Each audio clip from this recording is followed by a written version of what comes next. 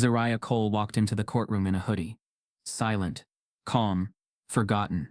The jury laughed under their breath, until a decorated admiral stood and saluted her. She wasn't a thief. They were. She wasn't on trial for stealing secrets. She was on trial for knowing too much, and someone was about to make her disappear. Before we deep dive into this interesting story, subscribe to our channel, and tell us where are you watching from. Share in the comments below. The fluorescent lights above buzzed with a low, sterile hum, casting a pale glow across the federal courtroom. Oak benches creaked as bodies adjusted, shifting their weight and their judgment.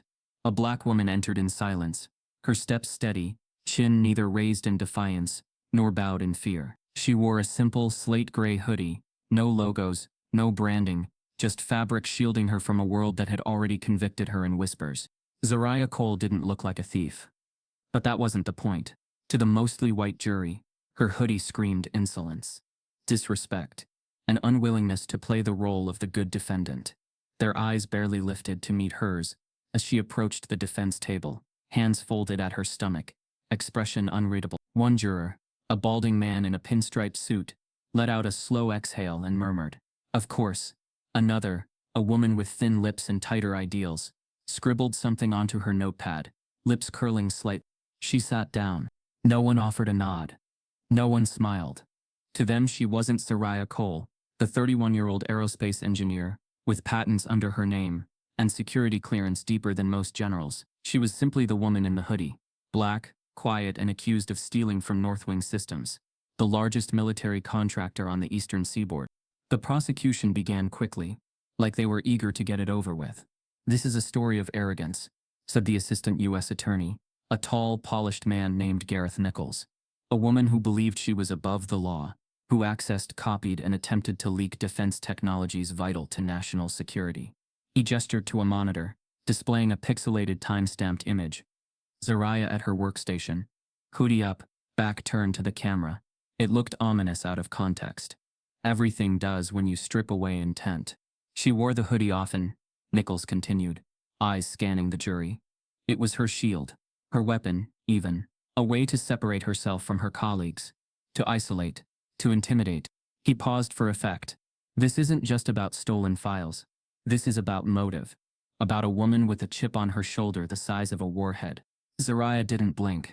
She stared ahead, not at him. Not at the jury. Not at her own attorney, Lena Voss, who was meticulously jotting something down with a mechanical pencil.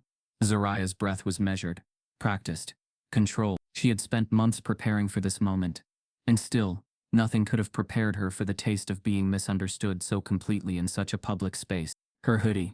It wasn't armor. It was memory.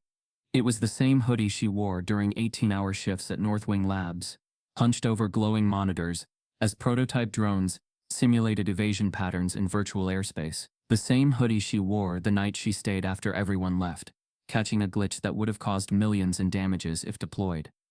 The hoodie was warmth, familiarity, but in this courtroom, it was used as evidence of her contempt. The judge, an aging man with a gavel hand that trembled slightly, sat impassively. Zariah's defense wasn't set to begin until the following day, but already the tide had shifted. The media had dubbed her the saboteur scientist. Twitter threads speculated whether she was radicalized. Anonymous blogs called her a disgruntled diversity hire. And she had said nothing. Her silence had become a weapon too. A visual metaphor. Her hoodie grew heavier with every moment she wore it, as though it soaked in every assumption the jury hurled her way. No designer suit, no rehearsed tears, just cotton and stillness. She didn't make eye contact with the witnesses who began testifying, former coworkers, supervisors. A junior engineer who once laughed at her suggestions in a meeting, now solemnly describing her as difficult to work with. Difficult, in their language, meant she had opinions. Isolated, meant she didn't laugh at inappropriate jokes. Combative meant she corrected them. Zariah hadn't spoken yet, but the story was already being written. Each witness stitched a patch of the narrative until it covered her completely, opaque, suffocating, damning. By the time the court broke for recess, the room felt heavy with unspoken verdicts. Lena leaned over. "We're filing the metadata logs tomorrow. The ones with your timestamps." Zariah nodded once, slowly. "Doesn't matter if they think I don't belong. They don't get to decide that." Zariah finally looked at her, her voice like rustling paper. They already have. The bailiff called for order. As the court reconvened, the air shifted slightly. There was movement in the gallery. Someone had arrived late. Zariah didn't notice at first. But the posture of the room changed. More alert. Subtle tension hummed through the rows behind her. The prosecution resumed, now outlining the gravity of the documents Zariah was accused of stealing. Classified schematics for drone interface protocols, valued at over $40 million in development costs. Nichols spoke with the fervor of someone who'd already imagined the closing headlines. And we believe Miss Cole planned to release these documents to foreign actors or leak them for public attention. Either way, the damage. A voice cut through the courtroom. Not loud, but firm. Clear. A tone that didn't ask for attention. It demanded it. Permission to speak, Your Honor. Heads turned. Even Nichols faltered. The speaker was a man in full military dress uniform. Decorations crisp, posture iron straight, eyes fixed not on the bench, but directly at Zariah. The judge raised an eyebrow. And you are? The man didn't blink. Rear Admiral Thatcher Reeves, U.S. Navy. Zariah's breath caught. She knew the name, but not the face. Not like this. The judge hesitated. Admiral, this is not standard procedure. I understand, Your Honor, but I believe what I have to say may alter the entire course of these proceedings. The room fell into absolute silence. Zariah's hoodie suddenly felt like fire against her skin. Reeves nodded once, eyes never leaving her. I'm here because the accused, he said, his voice steady, deliberate, is the reason I'm alive today. The jury shifted, murmuring rippling through the courtroom. Even Nichols turned a shade paler. Zariah's hand curled into a fist beneath the table. What was he about to say? A stern voice from the gallery rises. Permission to speak, Your Honor. A man says. He's in uniform. The courtroom had gone still, breath suspended in anticipation, after Rear Admiral Reeves's thunderbolt of a statement. But before his words could reshape the trial, the camera pans inward, not on him, not on the judge, but on Zariah Cole. She hadn't been born for this fight, and she definitely wasn't born for this courtroom. In fact, she was never supposed to be anywhere near it, not in the jury box, not on the witness stand, and certainly not seated like a criminal behind a defense table. Her life had always been built for elevation, not judgment. Southside Chicago. Not the pretty part that politicians toured during campaign season. The real side, cracked sidewalks, rust-stained porches, and corner stores with dusty bulletproof glass. Zariah's childhood was stitched from the stories of survival. Her mother Anita, a school janitor by day and night shift custodian by necessity, and her grandfather Charles Pops Cole, a Vietnam vet who never spoke of war but taught her discipline like it was scripture. Her bedtime stories weren't fairy tales.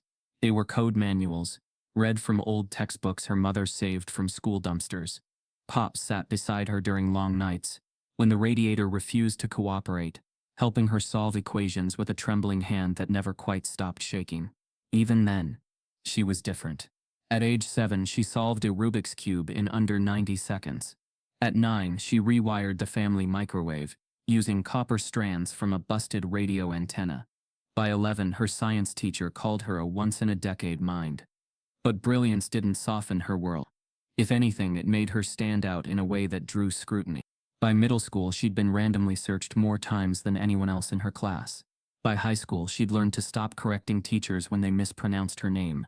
It only made her more visible, more challenging. When a white student stole her engineering notebook and turned in her prototype as his own, she was reprimanded for creating a hostile environment when she spoke up. But she didn't fold.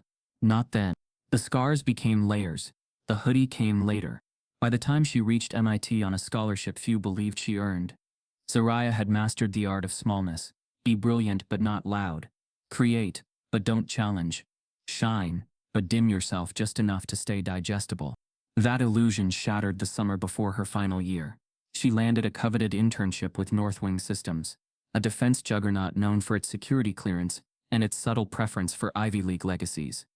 Zariah didn't come from that world, but she walked in with credentials strong enough to tilt the odds. For 6 weeks she worked longer hours than anyone. Designed 3 upgrades for a drone's internal thermal control. Her direct supervisor, Marcus Ellery, 28, white, ex-Navy ROTC, with a smug grin like he'd already inherited the world, routinely passed her over in meetings. One afternoon she dared to correct him on a physics model. Quietly, respectfully. 2 days later she was called into HR. The words were always the same. We've had a few concerns. Some team members feel uncomfortable. There seems to be a lack of cohesion. No specific complaint. No formal documentation. Just concern. As though her intelligence carried an odor others couldn't bear. Her internship was terminated for cultural misalignment. That same night, she walked home in the rain, hoodie up, fingers curled into her palms. She didn't cry. She ran calculations in her head instead. Velocity, volume, force. She'd designed better systems than most of the senior engineers she worked under. She knew that. They knew that. And that terrified them more than anything. She wasn't supposed to be there either. Yet she returned. Not to Northwing's internship program, but to their front gates 3 years later, resume in hand, advanced degrees trailing behind her name like armor. They couldn't deny her then. She'd become too qualified, too decorated. They hired her under a different manager, gave her access, watched her. And when the Bastion project was born, Zariah rose to lead its foundational framework. She coded the neural latency reducer, designed the failsafe trigger, drafted the autonomy clause. But her name wasn't listed. Not when the project received final Pentagon approval. Not when the patents were filed. She confronted legal. They said there had been an oversight. She filed an internal grievance. HR responded with a gentle warning about team morale. She wrote a confidential email to the company's ethics office. And within 2 weeks, she was under investigation for irregular access patterns in the server logs. She didn't steal the designs. She created them. But the narrative was already turning. Zariah had asked too many questions, refused too many shortcuts, made too many of the wrong people feel small by simply existing in her full brilliance. The hoodie returned. Not as camouflage, but as defiance. Every time she wore it, she remembered every door slammed in her face, every room she was kept out of, every credit she didn't receive. And now she wore it in the courtroom, where her story was being rewritten without her consent. Across the room, her eyes met someone else's. Marcus Ellery, seated in the prosecution's row. Hair a little grayer, suit sharper, but the same arrogant tilt to his smile. The same man who once whispered, "You people always think you're smarter than you are," after she corrected a faulty subroutine. He was the prosecution's star witness. Lena leaned in, voice low. "You okay?" Zariah didn't respond. Her gaze didn't waver. He wasn't just testifying against her. He was the beginning of her fall. The thread that pulled her life into this courtroom. He shouldn't have been there. But neither should she. Marcus rose as the court called him to the stand. Zariah's hoodie rustled faintly as she exhaled. Her eyes narrowed, not in anger, but in clarity. He was about to lie. And the world would believe him. Until she gave them a reason not to. The same coworker now sits in the courtroom as the prosecution's star witness. The moment the cuffs snapped around her wrists, Zariah knew the truth no longer mattered. She had been seated in a glass-walled conference room at Northwing's secure engineering facility, waiting for a routine clearance audit. The sun outside had barely broken through the clouds, casting a pale haze across the metal table. She was sipping cold coffee from a styrofoam cup when the door opened, and 5 federal agents stepped in. No warning, no explanation, just a printed warrant and a flurry of movements designed to make her look guilty, even before anyone had asked her a single question. The footage, grainy, distorted, leaked within hours, was captured by someone on the floor above, filming from behind tinted security glass. A shaky video, 47 seconds long, uploaded to a private Slack channel, and accidentally distributed to a defense industry group chat. From there it exploded. Headline after headline framed her in familiar terms. Engineer turned hacker, angry black woman accused of national security breach, a diversity hire's dangerous secret. The hoodie made every image worse. Her eyes, unreadable. Her expression, tight. Her silence, damning. To the public it was open and shut. They saw a black woman in a hoodie, being walked out of a defense facility in cuffs. They didn't need context. Context made things messy. Ambiguous. This was cleaner. The algorithm loved it. Within 48 hours her face was everywhere. Satirical memes, Reddit threads, Instagram carousels, detailing her entitlement. One TikTok stitch featured a white girl reacting to the arrest footage with the caption, "And they wonder why we don't feel safe at work." Her email was hacked. Her LinkedIn flooded with slurs. Someone made a fake Tinder profile using her booking photo and the bio, "I'll steal your files and your man." Zariah shut down her phone and didn't look at a screen again for 6 days. Meanwhile, Northwing Systems stayed silent. They made no public statement beyond a vague line about cooperating fully with federal authorities. But internally, they began scrubbing her existence.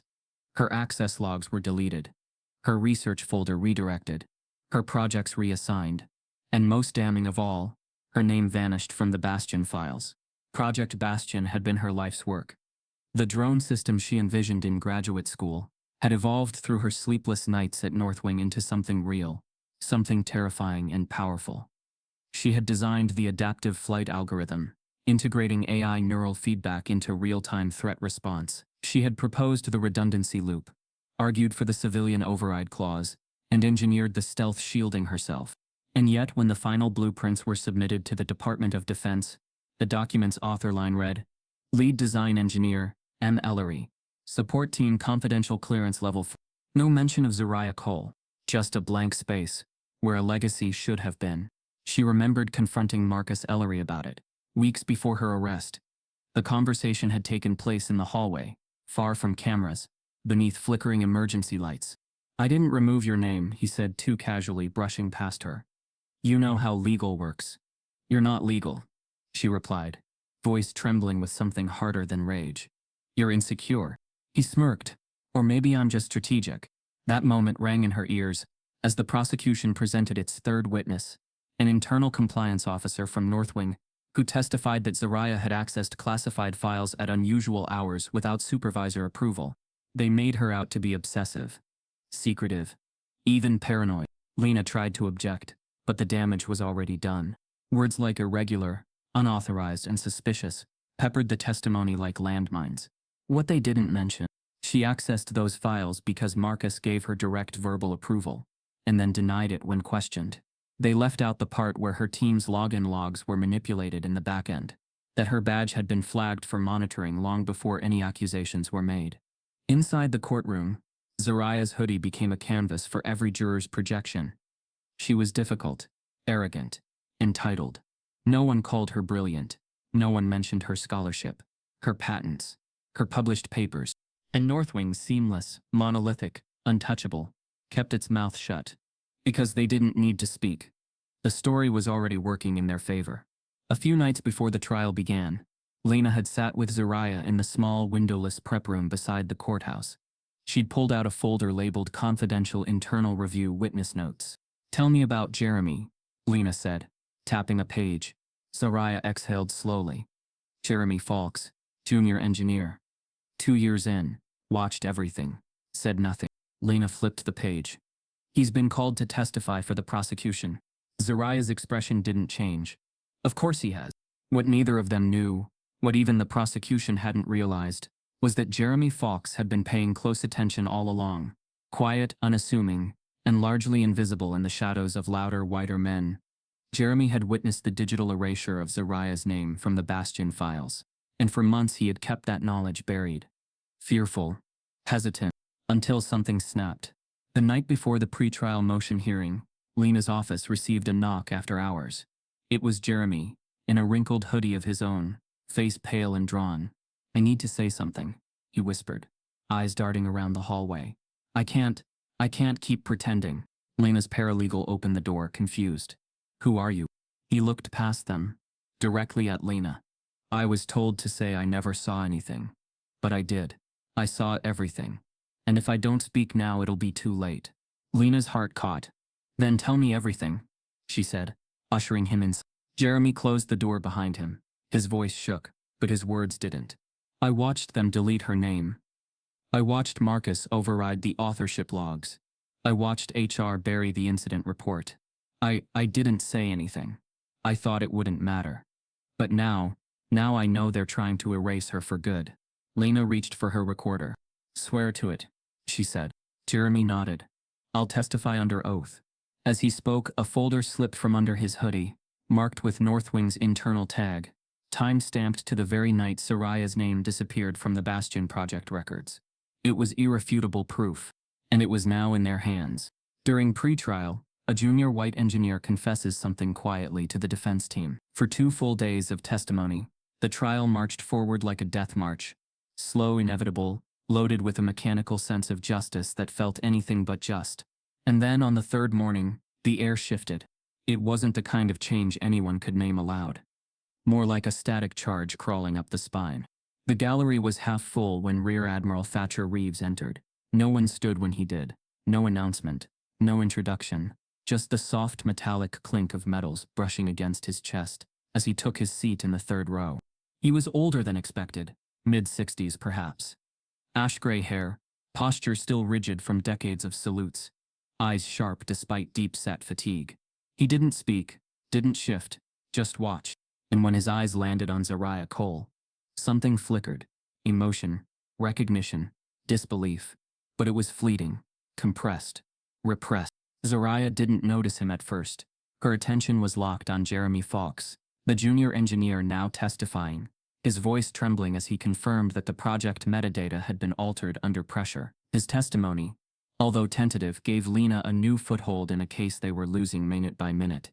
Still, Jeremy's revelation, though critical, was being subtly undercut by the prosecution.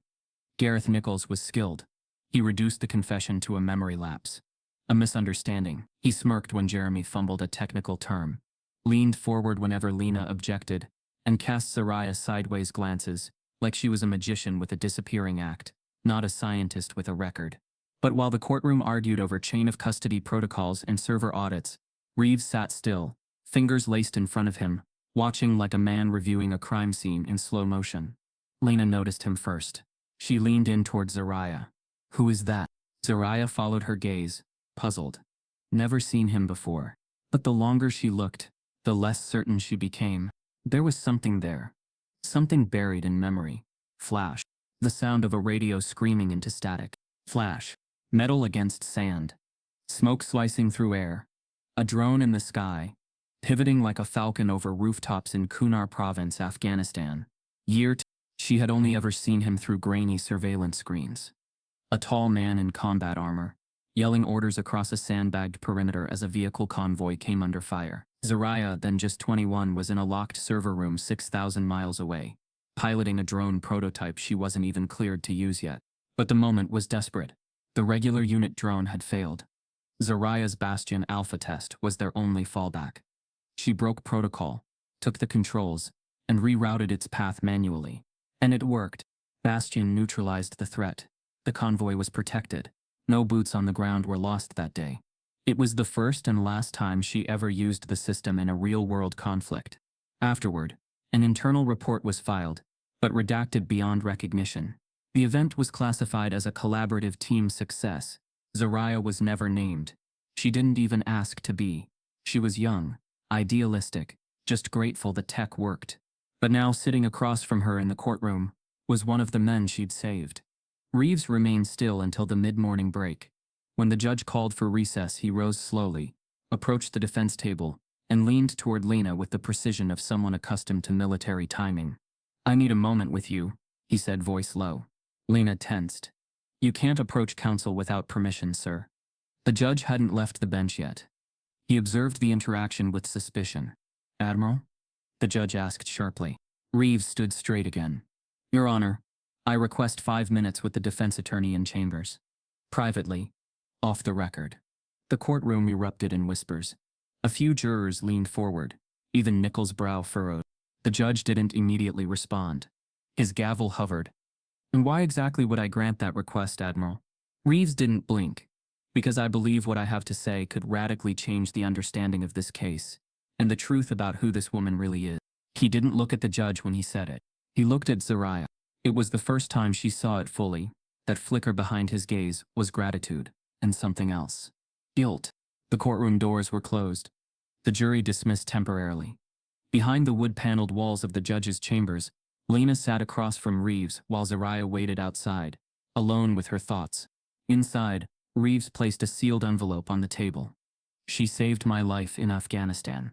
Her drone, her prototype, was the only reason my convoy made it out of a red zone ambush in 2014. I've read the internal Pentagon report a dozen times. Not once is her name mentioned. That envelope? It's my original field memo from that night. I described everything I saw, how the drone moved, how someone on the other end was piloting it in real time, and I've spent the last 6 years trying to find out who that was. Lena stared at him, stunned. And you only realized it was her now? Reeves nodded slowly. The footage doesn't do her justice. But when I heard her name attached to this case, I started asking around. Someone inside North Wing tried to block my inquiries. Red flags went up. He leaned forward. This is bigger than some corporate betrayal. Someone's been covering up her contributions for years, and if you dig into the Bastion project logs, really dig, you'll find the first reference to live protocol testing.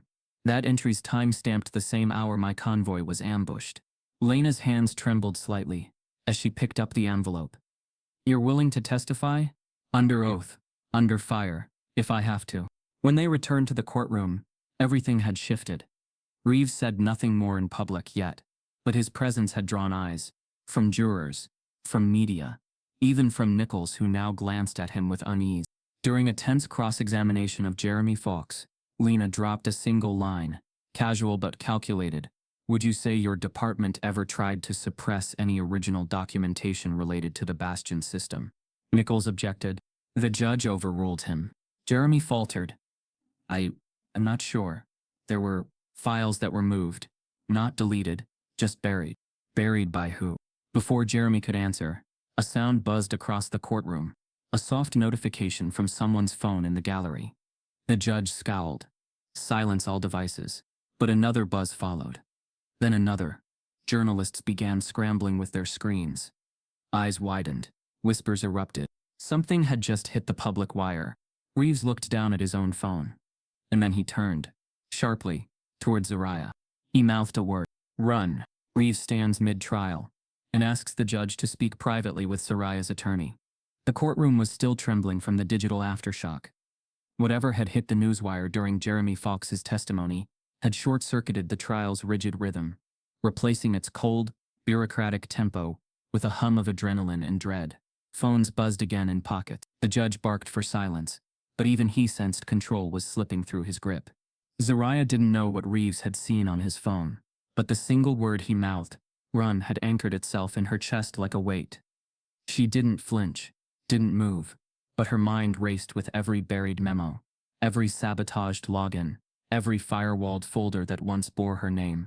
It wasn't until the next morning that the bomb fully detonated. Lena arrived at the courthouse earlier than usual, carrying a flash drive clutched like a lifeline. Her eyes were bloodshot, her blazer creased. Zariah caught sight of her through the private side door and knew something had broken loose. In the defense chamber, Lena exhaled as she plugged the drive into her laptop. This came in overnight. Anonymous drop. Untraceable VPN, but authenticated using Northwing's digital fingerprint. It matches their internal software architecture. Zariah leaned forward. It's audio, Lena said, tapping the screen. And you need to hear it. A click, then static. Then a voice familiar, calculating, smooth like varnished rot. If we want this to go through, we have to cleanse the trail. She was never the face. She was always the muscle behind the screen. No one knows her name. Let's keep it that way. Pause. Another voice. Lower. Nervous. But the internal records, her signatures, they're already gone. Legal scrub them. You've got nothing to worry about. The first voice again. Colder now. She had her moment. She got what she needed. Experience. But this contract, this is legacy money. She doesn't get to claim that. Zariah's hands trembled as she sat back. That voice belonged to Kevin Lott, her former supervisor, her ex-mentor, the man who once invited her to Thanksgiving dinner with his family and said she reminded him of what makes America work. He was also now the president of Reactor Tech Defense, a major Northwing subsidiary, tasked with overseeing final stage deployment of Project Bastion. And there he was, framing her. In his own words. Lena turned off the recording. Provenance is shaky. It wasn't handed to us through standard whistleblower channels, and the prosecution is going to pounce on that. Do you believe it's real? Zariah asked, voice barely above a whisper. I believe it's real, Lena said. But belief doesn't matter in court. We need corroboration. A second source. Something that ties this directly to chain of custody inside Northwing. Outside, the courtroom prepared for another session. But word had already started leaking to the press. Whispers in the hallway grew louder. Someone had posted a transcription of the tape. Edited, selective, but damning nonetheless. It didn't name Zariah directly, but everyone knew who the she was. Inside the courtroom, Lena requested an emergency motion to submit the tape as evidence. The judge, flanked by wary clerks and a defense-leaning skepticism, leaned forward. Defense, do you have confirmation of source origin? Your Honor, the file bears an encrypted signature unique to Reactor Tech's internal servers, Lena said, calm and measured. It references classified details known only to executives. This is not hearsay. This is strategy captured mid-deployment. Nichols, the prosecutor, rose immediately. Your Honor, this is absurd.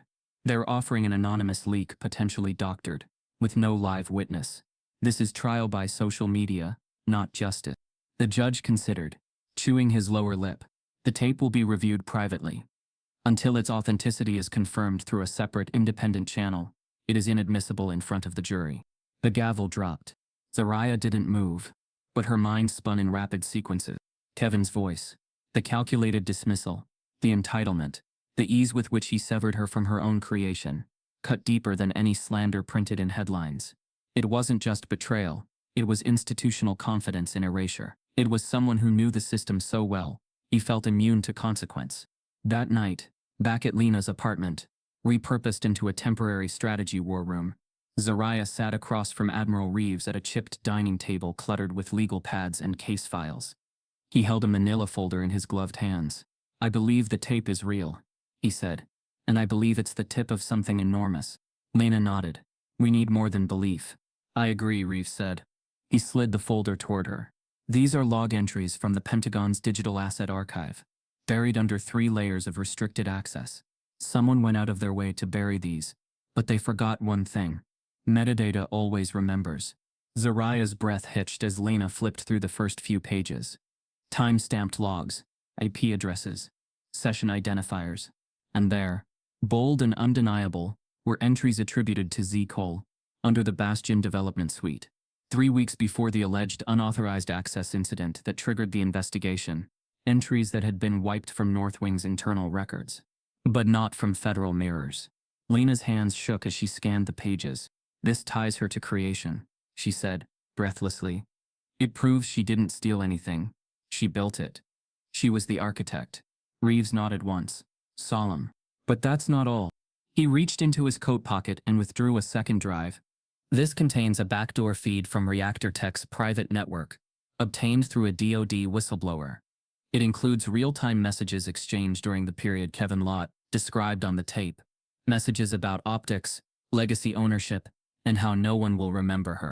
Zariah didn't cry, but something broke. Not from pain but from the unbearable weight of almost being forgotten. Almost. Lena leaned in, voice low. If we get this into evidence, it won't just clear your name. It'll detonate theirs. Zariah closed her eyes, and for the first time since the trial began, she whispered something under her breath. Let it burn. The next morning, as court resumed, Lena requested a supplemental evidentiary hearing. She carried Reeves's folder like a weapon. But before the judge could respond, Nichols stood and announced he had just been made aware of a potential breach in the integrity of federal metadata. He didn't say where the tip came from, but Zariah already knew. They were trying to bury it again. Reeves announces he's found the original metadata files, buried deep in Pentagon archives. The walls of justice were never neutral, just painted that way. The jury box, positioned like a god's eye view over the courtroom, carried more weight than law books and bar licenses combined. And on day 6, the cracks in its supposed impartiality began to show. It started during a recess. Nothing official. Nothing admissible. Zariah had just stepped out with Lena to get a breath of air in the side corridor, away from the relentless hum of whispers, flashing cameras and the prosecutorial tone that always seemed to drip with the word ungrateful. She leaned against the wall, hoodie tucked close around her neck, eyes closed. Behind them, 2 maintenance workers pushed a utility cart into the jury lounge, an area supposed to be locked off from the rest of the courthouse. But the door was ajar, and from inside a voice rose. She thinks that Hoodie makes her look like a rebel, but it just makes her look guilty. A laugh followed. Snide, nasal, male. Yeah man, like what is she, hood royalty? Is that supposed to intimidate us? A third voice chimed in. I don't care what she says she invented. You give some people a spreadsheet, and they think they built the plane. Zariah froze. Lena's spine stiffened instantly. They made eye contact. Neither needed to say what they both knew. Those voices belonged to at least 3 seated jurors. Lena pulled Zariah by the elbow and walked her back into the hallway before they were spotted. Her jaw clenched so tight, her temple pulsed. 3, she whispered. That's a quarter of the panel. Zariah didn't say anything. She didn't have to. She'd heard it all before, just never so nakedly close. The courtroom was supposed to be a sanctuary of fairness. But those walls, they weren't barriers. They were mirrors. Inside the main chamber, the jury filed back into position, with rehearsed civility. But the tension clung to Zariah's skin like static. That evening, back in the defense prep room, Lena paced like a storm in heels. I'm filing a mistrial motion first thing tomorrow, she said. Bias misconduct. Multiple jurors caught mocking the defendant. Unacceptable. Zariah sat motionless, staring at the table. And if they deny it? Lena's face softened. Then we raise hell.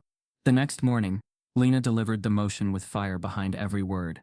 She recounted the overheard comments, the tone, the racial undertones, the casual dismissal of Zariah's presence as a joke, her dignity as a costume. Nichols, unfazed, objected. Your Honor, the defense has no formal recording, no verification of the identities of these alleged speakers. This is hearsay and timing manipulation. The judge sighed, fingers steepled. Motion for mistrial is denied, but the court will issue a formal reminder to the jury regarding conduct and bias. A reminder, like a teacher scolding students for whispering during a test. Zariah said nothing. Her hoodie was up again. Inside the jury box, one of the men who had laughed the day before looked her dead in the eye as the judge issued the conduct warning and smirked. That evening, the defense team sat in Lena's law office, the air thick with unspoken dread. Reeves paced by the window, arms crossed. Jeremy Fawkes had gone silent again, fearful, perhaps aware that he'd said too much already. The tape still hadn't been approved as admissible, and Nichols had begun insinuating in the media that Zariah was weaponizing identity to escape accountability. Lena's assistant, Daryl, tapped on the office door around 9:30 p.m. You need to see this, he said quietly. Lena rose. What is it? Daryl stepped aside. In the reception area, a single folder sat on the floor. No return address, no delivery signature, just her name written on the front. Al Voss. They stared at it for a moment. Zariah finally stepped forward and picked it up. Inside was a single printed memo, government letterhead, redacted heavily, but real.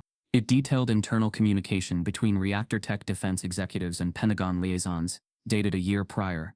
The subject line read, Contingency Planning, Attribution Reassignment, Bastion Project. Zariah's name appeared twice, once as initial contributor, removed from lead attribution, and once as monitoring required behavioral sensitivity. Lena scanned the page, breathless.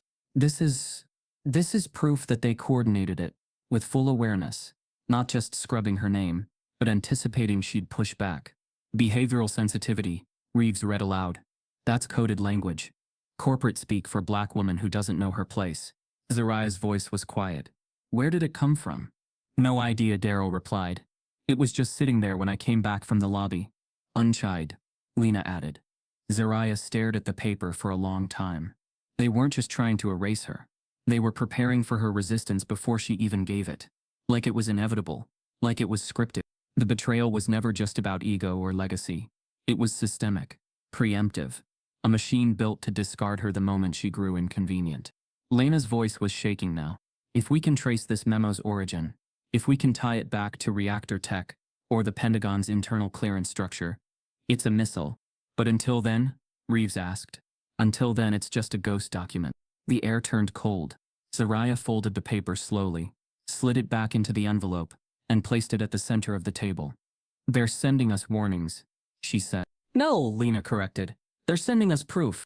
As the office fell quiet, the elevator at the end of the hallway dinged. They all looked toward the door. No one had pressed the call button.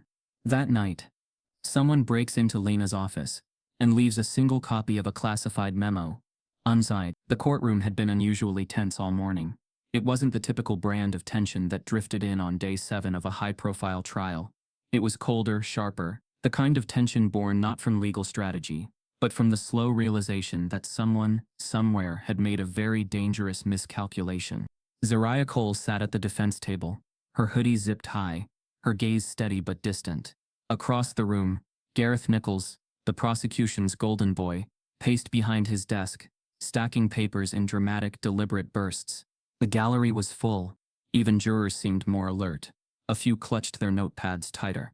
One woman, who had once written entitled in the margins during Zariah's testimony, now watched with furrowed brows, less sure, less dismissive. Reeves had changed something. Not just by entering the scene, but by remaining, like a shadow draped across the courtroom's presumed neutrality. But no one, least of all Zariah, expected what happened next. It came during Nichols' cross-examination of Jeremy Fox. "So you claim Ms. Cole's digital footprint was erased post-development," Nichols said, emphasizing claim with an academic sneer. "Can you produce hard evidence of that?" Jeremy hesitated. "Not directly, but the internal access logs are hearsay," Nichols cut in. "Unauthenticated. Do you expect this court to trust memory over documentation?" He turned dramatically toward the jury.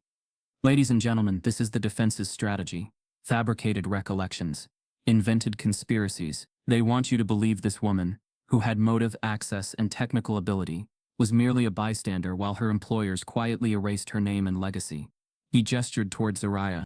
She didn't object until she was caught. Lena stood. "Objection. Mischaracterization of the defendant's role." "Sustained," the judge said without lifting his eyes. Nichols didn't miss a beat.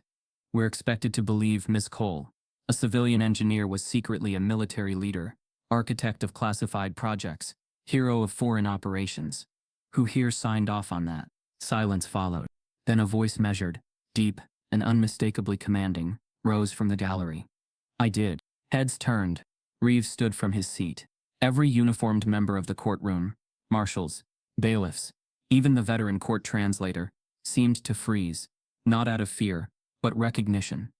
His decorations shimmered under the courtroom lights like polished history. Nichols blinked. "Admiral Reeves, you are not." Reeves ignored him. He stepped forward, gaze locked on the judge. "With respect, Your Honor, I am invoking my right as a federally subpoenaed witness and a military stakeholder to make a formal statement." The judge raised an eyebrow. "Admiral, your testimony is not scheduled. I understand. But I've reviewed the sealed metadata files, and I've cross-referenced them with operational logs from Kunar province. They align. In 2014, this woman," he turned to Zariah, "executed a drone override protocol that protected 32 U.S. personnel during a real-time ambush, including me." The courtroom gasped. One juror audibly whispered, "Jesus." Nichols slammed his palm on the table. "This is irregular. Your Honor, this witness is out of turn." But Reeves kept speaking. "She built the Bastion system. Not just the code. The strategy, the logic tree, the safety nets. I've seen her decisions save lives from 6,000 miles away." And yet, he paused, voice low, tight with restrained fury. "We sit here pretending she's a liability to national security because she wore a hoodie to work and didn't shrink herself to make men like you comfortable." He stepped towards Zariah now, slowly, deliberately. "Ms. Cole," he said, voice softening, "I'm sorry it took me this long." And then he raised his right hand to his brow and saluted. "Permission to address you by rank, Captain." The room fell silent. Zariah's breath caught. Her lips parted slightly. She didn't nod. She didn't speak. She couldn't. The entire courtroom had fallen into a trance. Nichols exploded. "Objection. This is mockery of military decorum. She's not enlisted. This is performative. This is..." "Overruled," the judge said, almost reflexively. Even he seemed shaken. The term captain wasn't a rank Zariah held. Not officially. Not on paper. But everyone in that room knew what it meant. It was not military rank. It was moral rank. It was restoration. Lena turned to Zariah, voice like glass. "Do you want to respond?" Zariah slowly stood. She faced Reeves. The courtroom watched, breathless. "I didn't need the title," she said, "but thank you for remembering what I gave." Then, calmly, she returned to her seat. Nichols sat down, visibly flustered, sweat beading along his temple. The judge removed his glasses, rubbed his eyes, and exhaled audibly. "Ladies and gentlemen," he said to the jury, "we'll take a brief recess. Bailiff, clear the gallery." But he didn't dismiss court entirely. Instead, he gestured toward Lena. and Nichols. Counsel. Chambers. Now. Then he pointed toward Reeves. You too, Admiral. Sealed sidebar. Reeves nodded once. As the judge disappeared behind his private door, Zariah felt a strange chill wrap around her shoulders. A storm was moving under the surface. She could feel it. And it wasn't entirely on her side. The judge halts proceedings and demands a sealed sidebar off the record. When the judge called for the sealed sidebar, it was the legal equivalent of a lightning strike, unexpected, dangerous, and impossible to ignore. The courtroom emptied in quiet confusion, while murmurs grew into a low hum of speculation outside the thick oak doors. Zariah sat alone at the defense table. Her hoodie now pulled around her neck like a loosened noose. Reeves had just called her captain in open court. He'd saluted her, and the entire room had watched. But it wasn't over. That gesture, for all its weight, wasn't justice. Not yet. Inside chambers, the air was taut. Judge Cormac paced behind his desk, reading over Lena's latest motion, while Reeves stood rigidly at his side. Nichols fumed in the corner, hands clenched. The moment was not about procedure anymore. It was about control, about whose narrative would leave the room intact. I don't want my courtroom turned into a military theater, Cormac said finally. This trial is teetering on the edge of public spectacle. With all due respect, Reeves interjected. This is a battlefield. You just don't see the uniforms. Lena didn't smile, but her voice was iron. We now have proof that Miss Cole's authorship was erased. That alone. I've read the memo, Cormac said, cutting her off. The unsigned one. Lena frowned. And it leads to a very uncomfortable conclusion. That someone beyond Northwing participated in burying her authorship. More than participated, Reeves added. They initiated it. Cormac exhaled through his nose and looked up. Then you'd better bring me something I can't ignore. The next morning, Lena did just that. It arrived in a red zip folder, an encrypted data recovery from Northwing's outdated project management tool, ArcForge. A tool so obsolete, most assumed it had been decommissioned years ago. But the Pentagon's mirrored servers kept a backup, archived during Bastion's early build stages. Inside, a design log dated 3 months before Zariah's first formal warning from HR. The log bore her name, not just as a contributor, but as the sole originator of the predictive evasion algorithm. Her digital signature appeared beside each notation: Z. Cole, Zar Corp. 5, Tom stamped it. Validated. Unalterable. But there was something more. Below her contributions were internal flags, admin-only edits, visible only at root access. In dull gray text, authority reassigned by Claude admin. 4, user logging override engaged. Kevin Lott, her former supervisor. The man who laughed when she asked about her missing name. The man who now helmed Reactor Tech's final deployment phase. Zariah stared at the printout in stunned silence. He hadn't just removed her name. He'd done it through backdoor access, weeks before she had finished the final prototype. Before she'd even presented the logic tree to Northwing's board. Before her final patent draft had been submitted. She was never meant to be credited. They didn't wait for her to fail. They just planned around her presence like it was an obstacle, not an asset. Lena, standing beside her, held up a second page. Internal emails from Northwing's compliance team. Discovered accidentally during Reeves's metadata audit. One line stood out in bold font. If we tie authorship too closely to Cole, we open ourselves to blowback. Let's keep Lott out front for now. He's optics friendly. Optics friendly. Zariah didn't laugh. She didn't even blink. They meant white. Palatable. Familiar to investors. Appealing to defense contracts wary of diversity controversies. That single phrase collapsed years of effort into ashes. Tell me again how this wasn't personal, she murmured. Lena's voice cracked. It was always personal. Later that afternoon, Lena presented the recovered design log to the court as Exhibit 4. Nichols objected immediately. This file was accessed through an outdated system. Its chain of custody is unverifiable. It was mirrored by a federal archive. Lena replied coldly. Chain of custody begins with the Department of Defense. If the prosecution wants to accuse the Pentagon of forgery, I'm happy to let them try. The judge allowed the file. Zariah watched as the jury read the timeline on screen. Her name, her signature, the timestamp, the override. Then Lena brought out the emails. She didn't name names, but she read each line aloud. We don't need her to sign off. Let Lott play point. He knows how to present. If she pushes back, HR's already been briefed.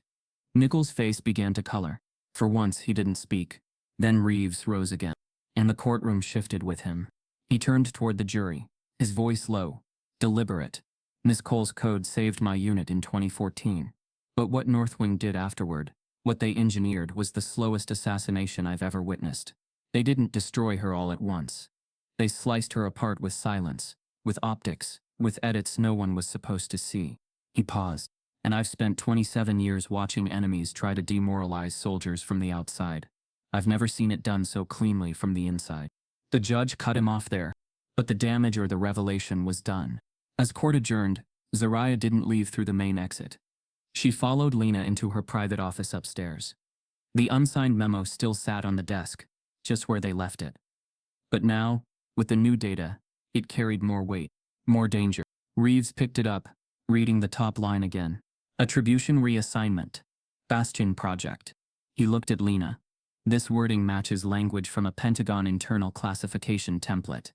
This wasn't written by Northwing's legal team. It's federal. Possibly joint ops. You're saying there's someone inside, Reeves said, voice grim. Someone who didn't just watch this happen. They greenlit it. Maybe even orchestrated it. Zariah stepped forward.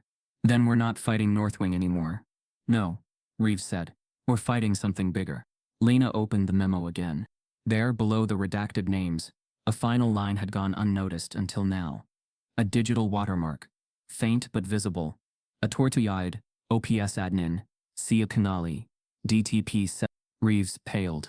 That's Connolly. Who? Zariah asked. Deputy Director of Pentagon Tech Procurement. Lena's hand froze mid-turn. He was Lott's roommate at Annapolis, Reeves said quietly. Zariah leaned against the edge of the desk, her voice steady. So Lott didn't just erase me. Reeves nodded. He had permission. The memo left in Lena's office proves Lott had backing from someone inside the Pentagon. The weight of the revelation hung in the air like the aftermath of a storm.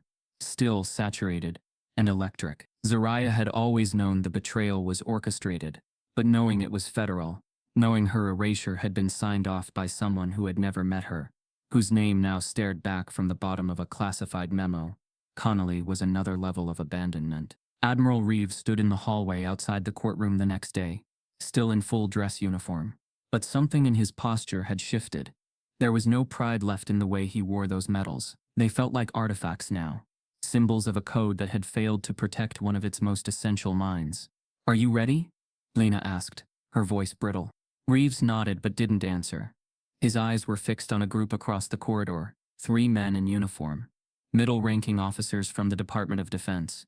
2 of them had served under Reeves during the Kunar deployment in 2014. He recognized them instantly. Major Eric Dalton, Colonel Dean Strathmore. Both had been recipients of commendations for operations supported by Bastion drone surveillance. Neither had ever asked who developed the system. Or if they had, they'd kept the answer buried with the rest of the truth. Zariah stood beside Reeves, quiet.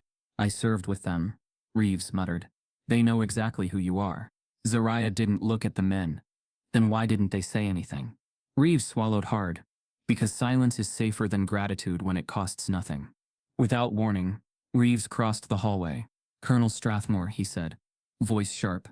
The men turned slowly, expecting a polite salute. What they got was a storm. You were there. You used Bastion.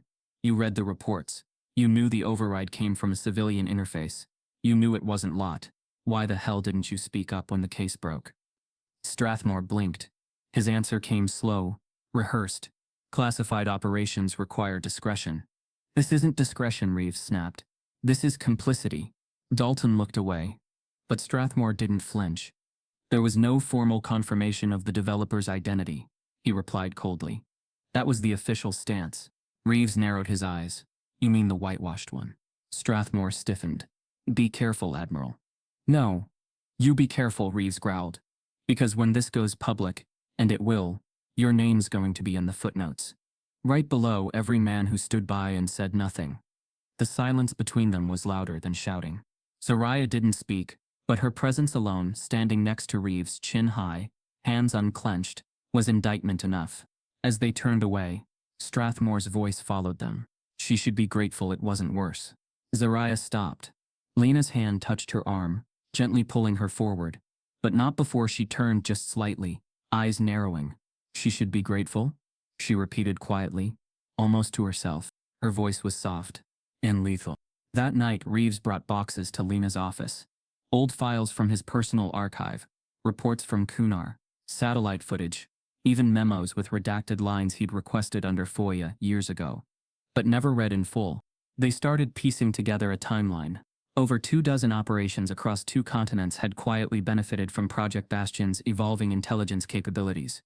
And in every one, the public narrative credited either a department, a general, or in 3 cases, Kevin Lott by name. Never Zariah. Never the system's actual creator. The omission was too consistent to be accidental. Zariah watched it unfold like a documentary of her own disappearance. Operation names she didn't recognize had used her code, her models, her calculation.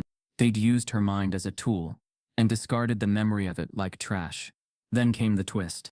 Late into the night, Lena's phone rang. She put it on speaker. A woman's voice, measured, crisp, but masked in distortion, filtered through.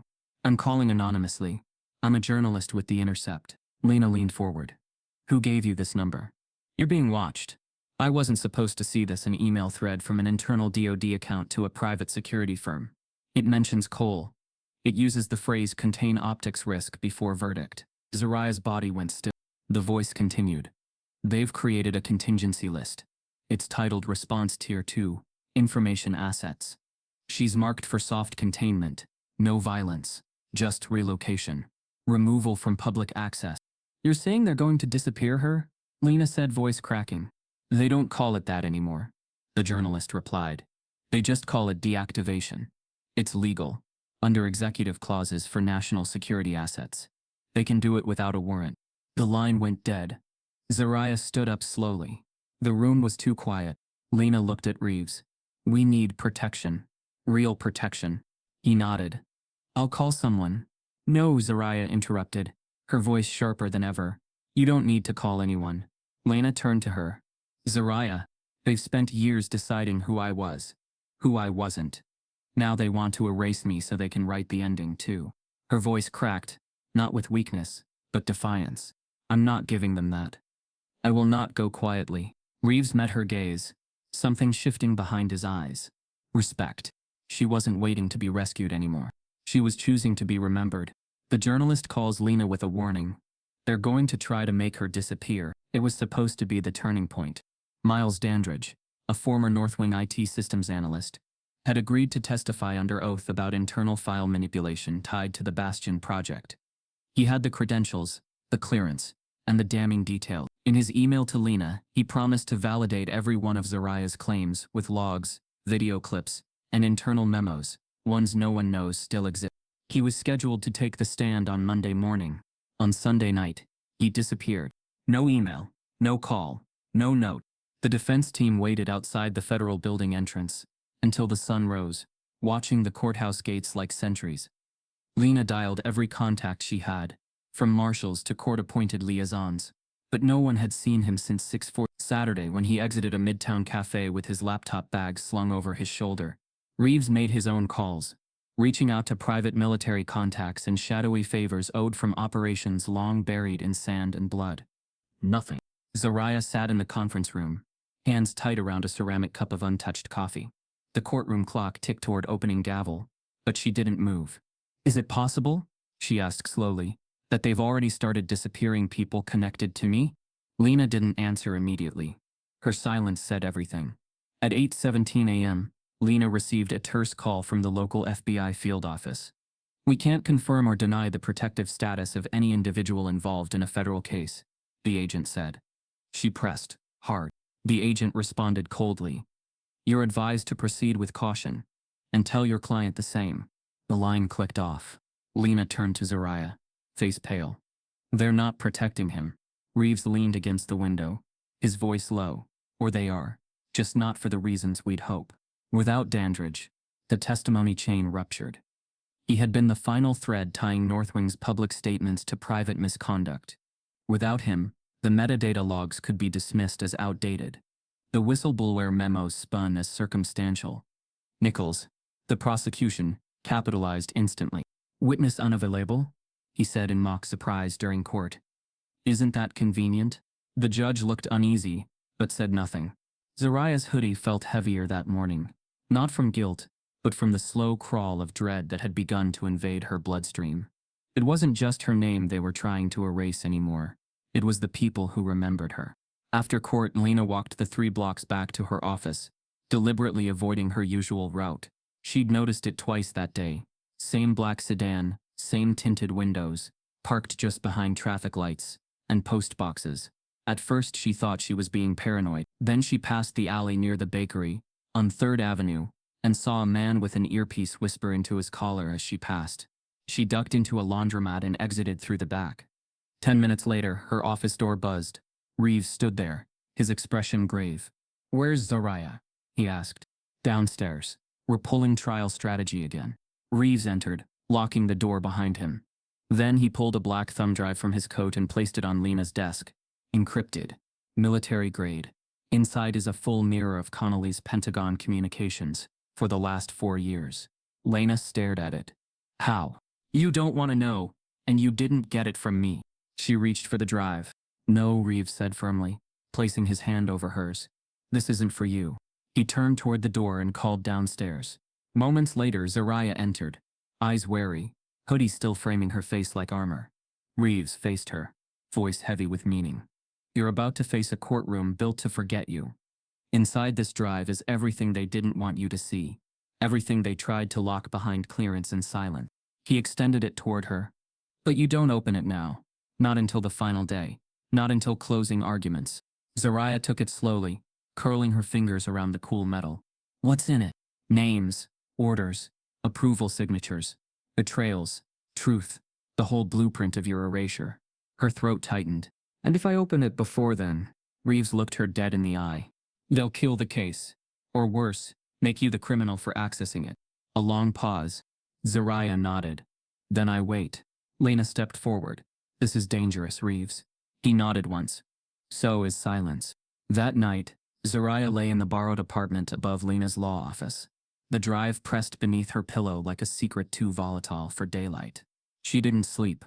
Every hour she replayed conversations, every slight from her supervisors, every meeting she was left out of, every time she spoke and the room shifted to discomfort. All the quiet betrayals that in hindsight had been practice for the bigger one. At 3:14 a.m., her phone buzzed. An unknown number. A blocked ID. She answered, heart racing. Silence. Then a whisper. "You were never supposed to win." The line went dead. Zariah stared at the screen, unmoving. She now understood fully. They weren't just trying to beat her in court. They were trying to break her before the truth could rise. Reeves hands Zariah an encrypted drive and tells her not to open it until closing arguments. The courtroom buzzed with its usual morning static murmured side conversations. Legal pads rustling, the metallic clink of handcuffs somewhere down the hall. But beneath it all was something darker. A note of certainty that hadn't yet been earned.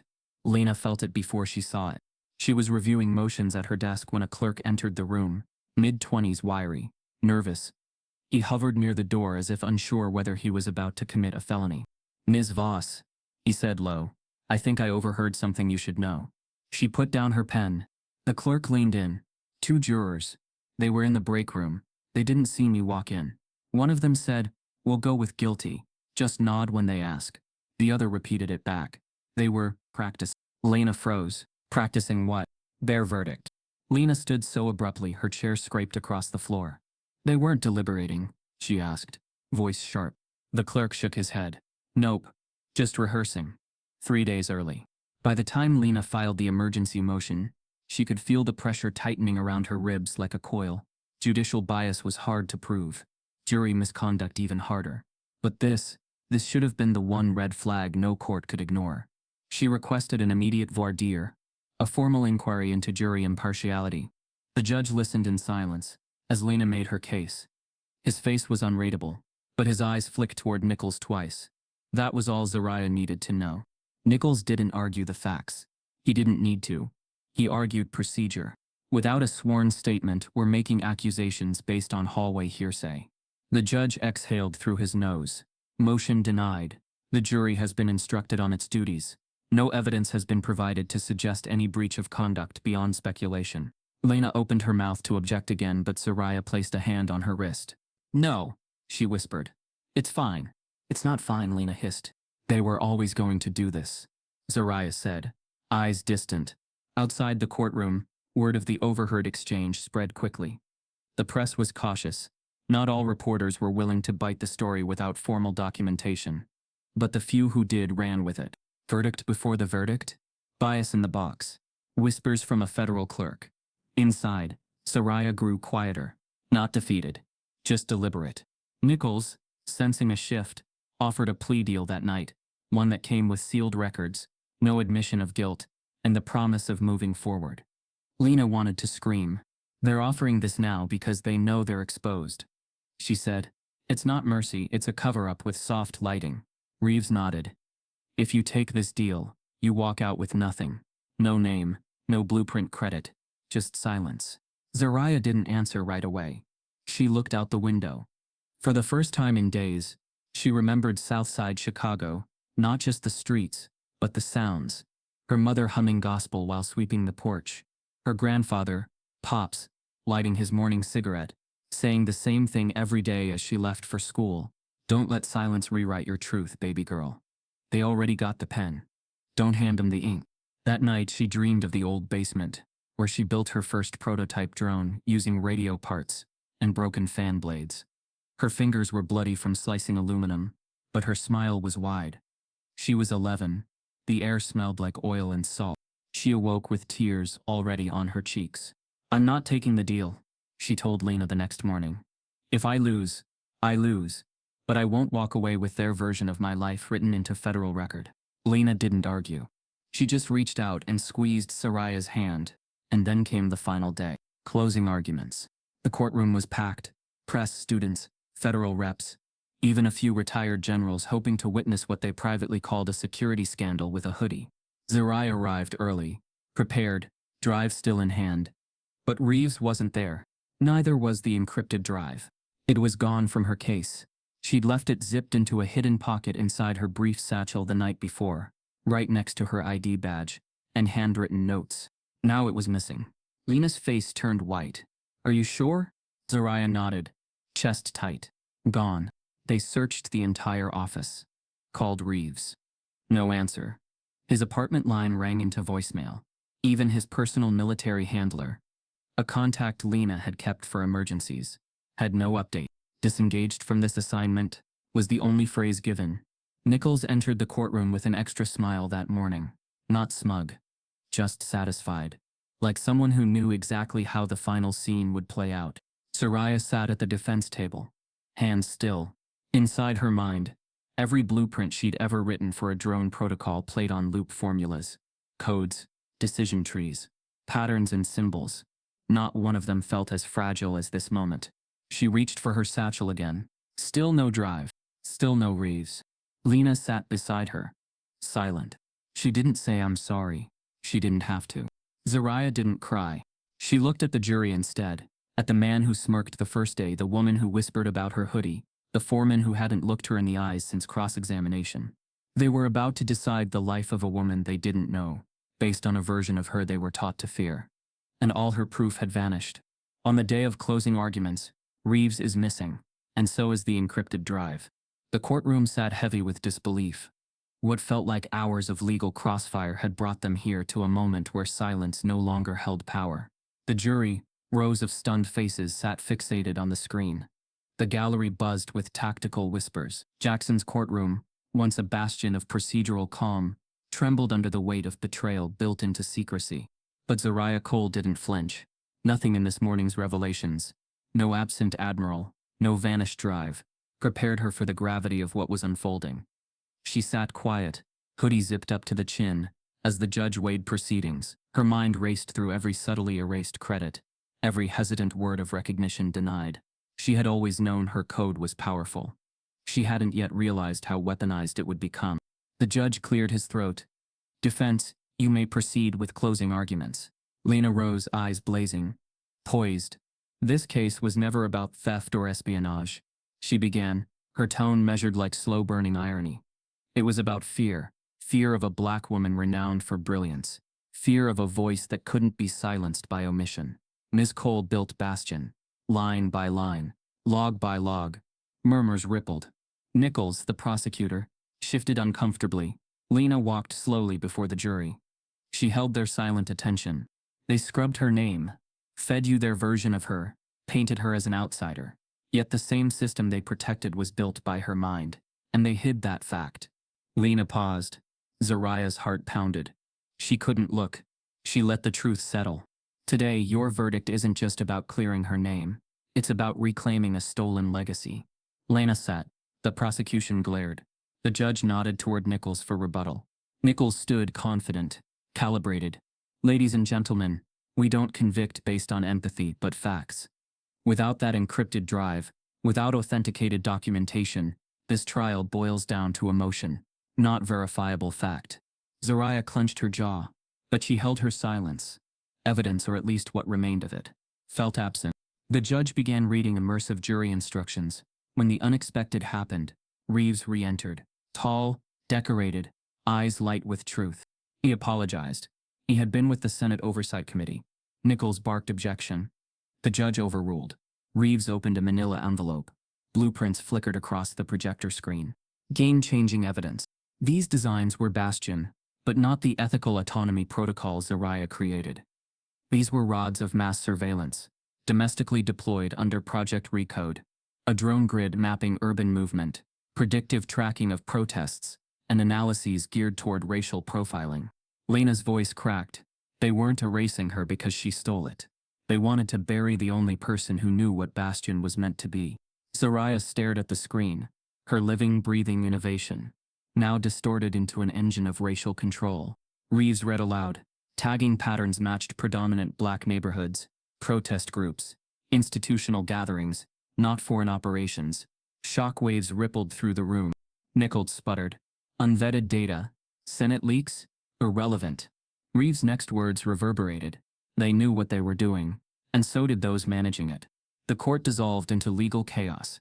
Reporters surged into the hall. Phones recorded every moment.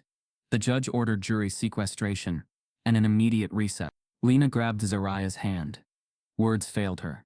Reeves quietly told her they'd achieved something rare, full transparency. The truth had exploded past official spin. Then, two men in dark suits intercepted them as they moved toward the judge's private hallway. You're being placed in protective custody, one said. Zariah's breath caught. Not police. Homeland Security. A high-value directive. Her protection or control. Reeves stepped forward. Under legal counsel, not you. But Zariah nodded. Let's go. She paused, considering Lena's disbelief. This isn't over. This expanded version reaches 2,000 words and deepens every emotional layer. Zariah's internal reckoning becomes more detailed, as does Lena's fierce defense. Reeves's arrival and the explosive revelations carry more weight and internal tension. The transformation of Bastion into Project Recode, used for racial domestic surveillance, adds moral horror. The final surprise, the presence of protective custody without police involvement, leaves open massive stakes and looming complexity. The windows were blacked out. The walls, matte gray. There was no visible exit, no clock, no ticking to measure time. The temperature inside the so-called safe house was too even, like someone had set it not for comfort, but for control. Zariah sat alone on a stainless steel chair, hands folded in her lap. Her hoodie had been removed upon entry. Security protocol, the officer said, but the chill of its absence lingered across her shoulders like betrayal. They hadn't handcuffed her. Not yet. That would have ruined the optics. A woman in a beige suit entered with a tablet and a blank expression. She didn't give her name. None of them had. Miss Cole, she began. We're here to ensure your safety during the current media disruption. This is a debrief, not an interrogation. Zariah didn't respond. The woman continued, tapping her tablet. You've recently been at the center of a developing federal security matter. We need you to confirm that the information you've exposed was not obtained through unauthorized government access. Zariah raised an eyebrow. Information I exposed. The woman offered a tight, neutral smile. You're trending on every news feed in the country. It's important to clarify your role so that we can manage national response appropriately. So I'm not being detained, Zariah said slowly. You're being protected. Zariah looked around the room. From who? The woman didn't answer. Another man entered. Tall, clean-shaven, sunglasses, still on indoors. No name badge. He didn't speak to Zariah. Only to the woman. Room sweep completed. Logs sent directly to DoD Secure Cloud. Asset remains stationary. Asset. They weren't protecting her. They were containing her. Zariah leaned back in the chair. Her fingers curled beneath the edge of the steel table. Slowly, her nail began etching something into the metal beneath it.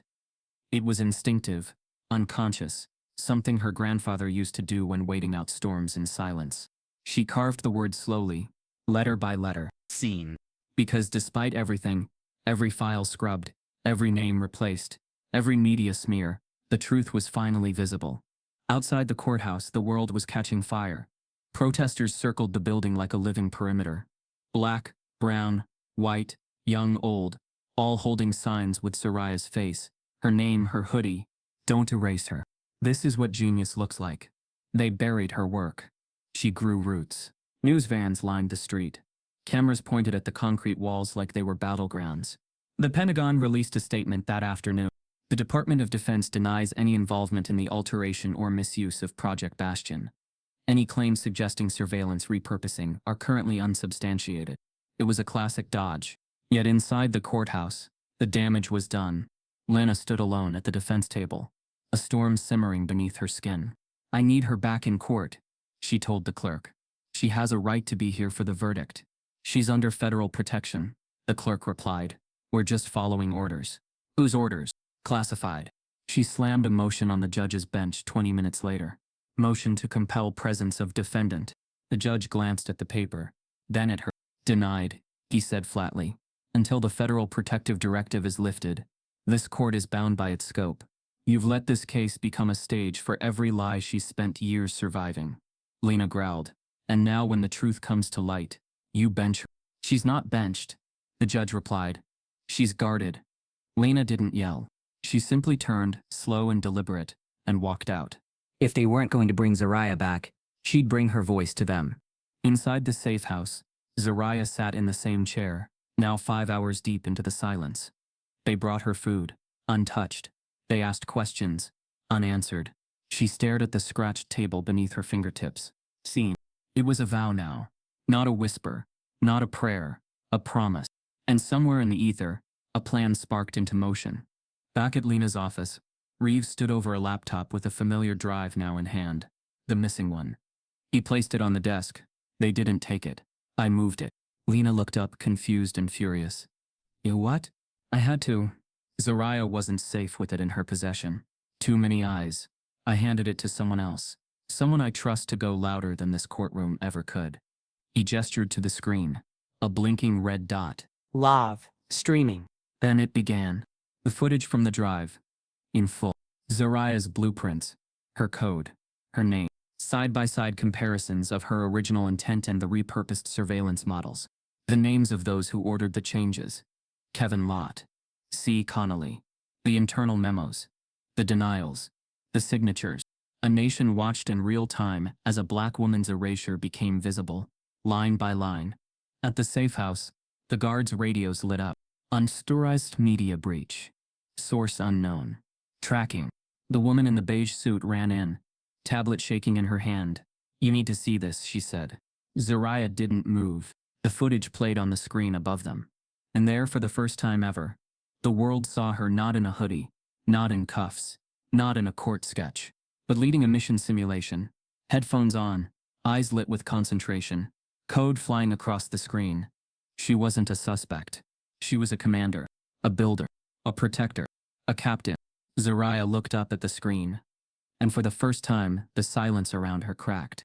Someone on the team monitoring her said under his breath, "We weren't supposed to let this happen." She turned slowly toward him. "You didn't." And outside the building, a crowd surged forward, phones raised, chanting one word: seen. A live stream hacks into national news. Footage from Reeves's encrypted drive plays for the nation. The moment the live stream went viral, the courtroom stopped being a courtroom. It became a stage for reckoning. It began subtly. One phone buzzed in the gallery, then another. A ripple of murmurs rose like a wave across the wooden benches.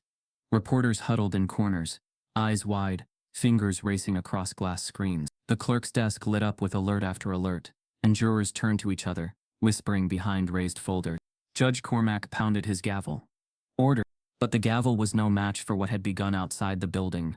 On every television, laptop, tablet, and cell phone in America, Zariah Cole live on screen, not in a hoodie or in handcuffs, but behind a glowing console, headset firm on her ears, her voice firm, measured, commanding. The first clip showed her piloting a live simulation of Bastion's original deployment during a mock foreign incursion. Her language was crisp, technical, far beyond any script. She issued real-time threat analysis, override sequences, and automated decision tree adjustments. Officers on the other end responded like subordinates to a superior. The second clip was footage from the 2014 Kunar mission. Military-grade video overlaid with sensor data showed a drone reversing course mid-operation, something no other model could do at the time. Zariah's voice echoed in the background. Redirect northeast, target heat signal compromised, recalibrate path delta. She had saved them. She had led them. Alone. The caption below read, "This is who they put on trial." Lena looked around the courtroom, astonished. Even the bailiff had lowered his head, as if absorbing guilt by proximity. Nichols flipped furiously through his notes, realizing, too late, that no page could prepare him for this. In the back row, one of the jurors stood up. "I demand a retrial," she said loudly. The room snapped to attention. The judge's eyes widened. "You will sit down immediately, or be removed from this proceeding." "I will not," she replied. "We were lied to. Misled. We can't decide anything without acknowledging what's just been revealed." Two more jurors nodded in agreement. Another whispered to his neighbor, "She was right the whole time." Nichols stood, red-faced, desperate. "Your Honor, we object to the use of leaked and unauthorized footage during an ongoing federal case. This compromises the jury and undermines due process." Reeves rose calmly, adjusting his lapel. "It wasn't unauthorized. I submitted the full contents to the Senate Oversight Committee. This release came directly from them under whistleblower protection. The American public has a right to know what was buried." The judge leaned back, stunned. "Is that accurate?" Reeves nodded. "Every frame." Silent. Then the judge spoke again, quietly, solemnly. "This court is hereby reconvened under emergency motion. Jury deliberations are suspended pending legal review. Prosecution counsel will prepare a formal statement." Nichols sank into his seat. He knew the trial was no longer salvageable. His star witness had vanished, his credibility shattered, and the face of the defendant had transformed in real time, from accused to architect, from suspect to savior. As murmurs rose again, Lena stepped beside Zariah, whispering, "This changes everything." Zariah, still stunned, managed to nod. "It changes nothing for them," she said. "They always knew. Now everyone else does." A full 15 minutes passed before order returned. Journalists were escorted from the room. Courtroom doors were locked. But the damage had been done. Outside, protesters now chanted Zariah's name. Inside, the prosecution team silently packed up their folders. Nichols stood once more, this time slower, less certain. "We withdraw all charges," he announced. A gasp rose. "We do so in the interest of justice and at the recommendation of federal counsel, pending further investigation into procedural misconduct at Northwing Systems and associated military contractors." Judge Cormack nodded slowly. "So ordered. Miss Cole, you are formally cleared of all charges. Your name is restored." Zariah's eyes didn't water. She had no tears left. What she felt was deeper, like an internal plate shifting into its rightful place. Reeves stepped forward, full uniform glinting under the fluorescent lights. He turned toward her and offered the sharpest salute yet. "Captain," he said, voice proud. "Permission to return home." Zariah stood, every muscle stiff from the days of emotional survival. "Permission granted," she whispered. The gallery erupted, not with claps but with breathless awe. They didn't cheer, they simply rose to their feet, all at once, silently honoring a woman who had nearly been erased. Lena reached for her coat, gathering her briefcase. Heart finally allowed a moment to exhale. But before she could move toward the exit, a court official stepped toward her. "There's a visitor requesting to see Ms. Cole." "Private chambers." "Who?" Lena asked cautiously. The man handed her a card.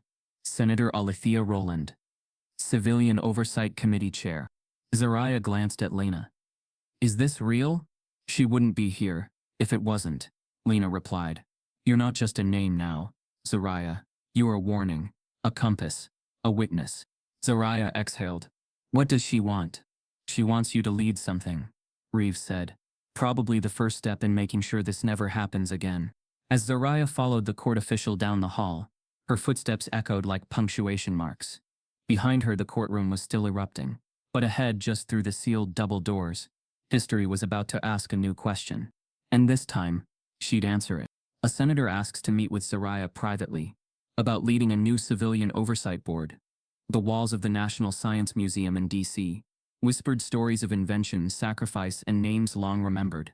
On this quiet Monday afternoon, between the sun-streaked corridors of aerospace innovation and defense technology, one new exhibit stood freshly lit, anchored by plexiglass, reverent silence, and an undercurrent of justice. Zariah Cole stood before it, her reflection cast into the curved display of a matte black drone prototype. Bastion 1, Predictive Autonomy Aircraft System. Designed by Captain Zariah Cole, it was the first time her name had ever been etched into glass, rather than erased from it. The drone hovered mid-suspension in the casing, every edge smooth, every port designed to reflect light and reject weaponization. Above it, a digital screen cycled through footage, mission simulations, Zariah's voice guiding simulations, a brief clip from the live stream that had changed everything, and below it, framed in black velvet, behind bulletproof glass, a gray hoodie. Not branded, not altered, the same one she wore in court, day after day. The same one jurors mocked, prosecutors used to caricature her, and commentators labeled defiant. Now it had a title plaque of its own. Uniform of Resistance, the hoodie that refused to bow. Zariah stared at it, unmoving. I almost threw it away, she murmured to no one. Behind her, Lena stepped forward, placing a gentle hand on her shoulder. You didn't, she said, because you knew it would matter someday. It had been 8 months since the trial. Northwing no longer existed. After the live stream's detonation, public fury ignited federal inquiries. The Senate launched an emergency subcommittee to investigate military contractor collusion. Whistleblowers came out of hiding. Internal files, once buried, surfaced like rusted bones from shallow earth. Kevin Lott, arrogant, smiling, untouchable, was convicted on 5 counts of intellectual property theft and 2 counts of conspiracy to defraud the federal government. His fall was swift and cinematic. His sentencing live-streamed. In the moment the judge listed Zariah's name in the restitution order, a standing ovation erupted outside the courthouse. But that hadn't been the end. The Department of Defense issued a rare public apology. They offered Zariah an honorary clearance commendation and full retroactive acknowledgement as Bastion's sole creator. But Zariah didn't smile when she received it. She didn't post photos. She didn't give interviews. She just nodded and asked to speak to the Oversight Committee. Because recognition wasn't restitution. Visibility wasn't justice. The system had worked exactly as it was designed, until public shame temporarily forced its hand. That was why Lena had written the book, The Captain. They tried to erase hit shelves a month before the museum exhibit opened. It wasn't a courtroom memoir. It was a forensic narrative, page after page unpacking, not just what had happened, but how so many people had enabled it to happen. It became a bestseller in 3 weeks. Zariah had read it only once, and cried twice, because Lena didn't romanticize her. She didn't paint her as a perfect victim or a flawless warrior. She showed the exhaustion, the fragility, the quiet moments when Zariah almost believed what the world was saying about her. That's what made the last chapter so powerful. The way Lena ended it, with Zariah's silence, not as defeat, but as defiance. A woman who chose to protect her voice until it couldn't be twisted anymore. And now, here she was, in a museum filled with polished names and platinum plaques. Zariah's presence didn't just feel earned. It felt like revolution. A field trip group entered the room, a dozen black girls in matching school polos and white sneakers. Their voices quieted as they approached the exhibit. Who's she? One of them asked. Another girl stepped closer, her eyes scanning the text. That's Zariah Cole. She made the drone. The real one. The safe one. A third girl, smaller than the rest, stared up at the hoodie behind the glass. Her reflection warped inside it, like she was stepping into it herself. She looks like me. the girl whispered. Zariah turned slowly. The child hadn't noticed her yet. Lena leaned closer. You hear that? Zariah nodded. I built it for them, she said. Not just the drone, Lena replied. The whole damn path. They stood in silence as the girls took turns pointing at the screen, watching Zariah. This version of her command simulations, break code in real time, fly machines not with weapons but with wisdom. The past couldn't be undone, but it had been outlived. Zariah stepped away from the exhibit, walking toward the exit. She didn't need to linger. The truth would linger for her. Just before reaching the hallway, her phone buzzed in her back pocket. A new number. Unknown. She glanced at the screen, frowning, then tapped the message. From NASA Gov, Civilian Tech Command, Subject Bastion Protocol Inquiry. Message: we're designing a new system. We need a captain. Zariah stared at the words. Her reflection appeared once more in the nearby wall of polished chrome. No longer the woman in a hoodie standing trial.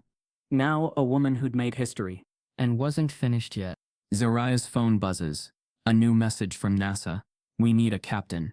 They tried to bury her truth beneath silence, but she turned it into a legacy they couldn't ignore. If you believe brilliance should never be erased because of the color of someone's skin, type yes if you believe in justice. Subscribe if this broke your heart.